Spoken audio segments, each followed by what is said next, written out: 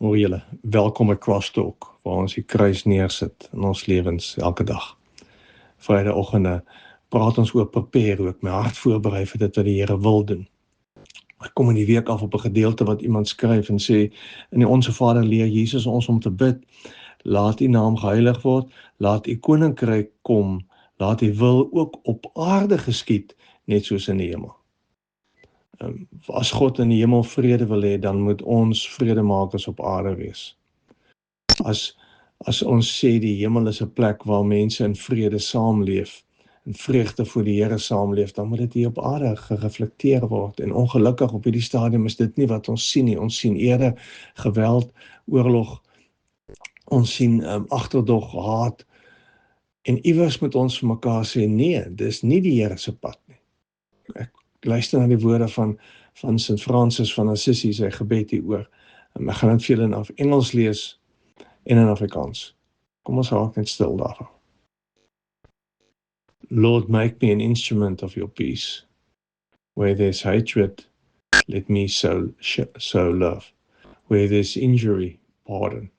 Where there's doubt, faith. Where there's despair, hope. Where there is darkness, light, and where there is sadness, joy. O Divine Master, grant that I may not so much seek to be consoled as to console, to be understood as to understand, to be loved as to love.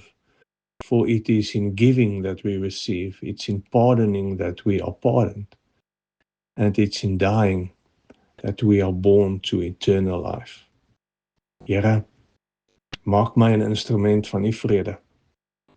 Waar daar haat is, laat my liefde saai. Waar daar onreg is, vergifnis, waar daar twyfel is, geloof, waar daar wanhoop is, hoop, waar daar duisternis is, lig, en waar daar droefheid is, vrede, vreugde. O Goddelike Meester, gee dat ek nie soseer sal soek om getroos te word, as om te troos, om verstaan te word, as om te verstaan, om bemind te word, as om lief te hê. Want dit is deur te gee, dat ons ontvang.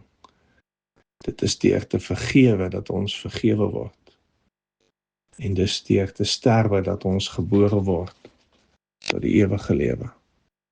Kom ons leef in hierdie teenoorgestelde werklikheid.